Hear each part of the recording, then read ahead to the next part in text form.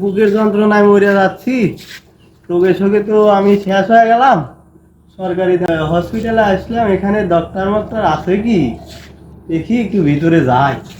আসসালামু আলাইকুম ডাক্তার সাহেব। ওয়ালাইকুম আসসালাম। কি কি সমস্যা আপনার?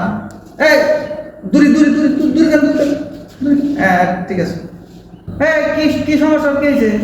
এই ছেলেটার বুকে ব্যথা দেখাতে আসছে ভাই। বুকি ব্যথা? আচ্ছা। এই ওষুধ লিখে দিয়েছি খাওয়া, ঠিক আছে। বুকি ব্যথা না? জি জি। দূরে থাকো, দূরে থাকো। এদিকে আসো।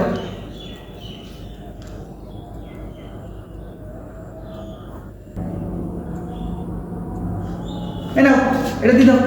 স্যার নেন আপনি। স্যার, হ্যাঁ আবার ওষুধ দিলেন, একটু দেখলেন না? এই আমার কাছে আসেন। স্যার একটু কথা বলে চলে যাও। স্যার বুকে ব্যথা, একটু দেখলেন না? হাত মাত দিয়ে মেশিন দিয়ে একটু চেক টেক করলেন না? কি ওষুধ দিলেন? এটা থেকে বুক ব্যথা সারবে? আপনি কি ডাক্তার? আমি ডাক্তার। আপনি? আমি ডাক্তার না। আর আমি যে রুগী যে আছে গায়ে হাত দিয়ে মেশিন দিয়ে মেখে দেখবো, আমি এই সরকারি হসপিটালে বসেছি কি জন্য? সরকারি হসপিটালে কি রুগী দেখা বলে বসে আছে? হ্যাঁ বলেন ভাই, দেন ওষুধ কিনে খান। ঠিক আছে স্যার, আসসালামু আলাইকুম।